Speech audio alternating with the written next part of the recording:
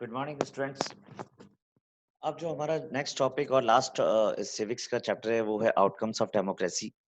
इस चैप्टर के अंदर हम लोग पढ़ने वाले हैं डेमोक्रेसी के आउटकम्स। आउटकम्स मींस होता है रिजल्ट्स और ओवरकम्स मतलब होता है फ्यूचर के रिजल्ट्स।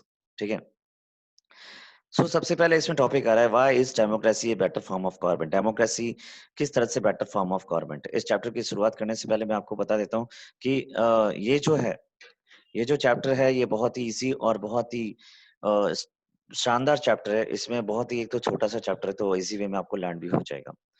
आउटकम्स ऑफ डेमोक्रेसी, सबसे पहला question, why is democracy a better form of government. उसमें सबसे पहला चीज है क्योंकि democracy promotes equality among people, enhance the dignity of the individuals, improves the quality of decision making, and fourth provides a method to resolve conflicts।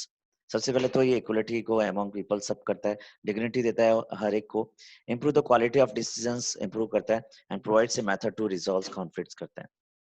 फिर it is a legitimate government, it's slow, less efficient and not very expensive और clean. It is it is people own government, it has its own ability to generate its own support। मतलब ये एक legitimate government है। It is slow है लेकिन less efficient and not very responsive और clean. It is people's own government और it is own ability to generate its own support. What are the outcomes of the democracy, और इसमें कौन कौन से outcomes. Democracy is just a form of government, it can only create conditions for achieving something. Citizens have to take advantages and achieve goals. और ये इसका basic starting है। और वैसे आउटकम्स इसके थ्री है, पॉलिटिकल, सोशल और economical. Political, what are the things that democracy must provide. People have the right to choose rulers and people have control over rulers. People participate in decision making. Government should be accountable to citizens, responsive to the needs and expectations of the citizens. Democracy is based on the idea of deliberations। मतलब what are the things that democracy must provide, ऐसी क्या चीजें जो democracy हमें provide करती है। तो उसमें ये सारे पॉइंट्स आपको लिखने पड़ेंगे। ठीक है। The government has to follow procedures and decisions must be both more acceptable and effective. Democracy develops mechanisms for citizens to hold the government accountable and make it part in the decision making। मतलब ये है आपका political party का सबसे पहला कि ये transparency होना चाहिए, अकाउंटेबल होना चाहिए। Democracy ensure that decision making will be based on the forms and procedures. Democracy provide transparency. तो ये इस पहला पार्ट है कि पॉलिटिकल आउटकम्स में कि आपका अकाउंटेबल होना चाहिए, ट्रांसपेरेंसी होना चाहिए। ये उसी का ही क्वेश्चन है कि what are the things that democracy must provide. What are the things that a democracy must provide. इसका दूसरा एक क्वेश्चन बने तो आ सकता है कि write down the outcomes of political parties. तो उसके पॉलिटिकल आउटकम्स इसमें पूछे गए तो हम लोगों को ये 8 पॉइंट्स डालने पड़ेंगे। ठीक है। Measures of democracy as per their outcomes, regular and free elections होने चाहिए, open public debates and major policies and legislation होना चाहिए, citizens right to information about the government and its functions के बारे में होना चाहिए। मतलब क्लियरली होना चाहिए उनको जो भी आप कर रहे हो। Fair falls out of elections and provide a fair change to everyone and in subjecting every decisions to public debate. Sharing information with citizens, frustrate the needs of the people, corruptions, ये सारी चीजें। What can we accept from the government? हम government से क्या accept करें। एक तो corruption नहीं हो। We can accept the government to be attentive to the need of the people and their demands, and at the same time the government has to free of corruptions। Economic growth and developments, अब ये second आपका outcomes आ गया economic outcomes. इसमें क्या होता है कि dictatorships have higher rate of economic growth. Dictatorships have higher rates of the economic growth. अब उसमें country population size, global situations, कौन कौन से फैक्टर्स होते हैं।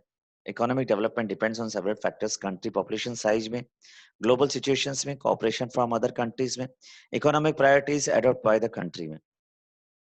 Democracy does not appear to successful in reducing economic inequalities। उसके पीछे reason क्या है।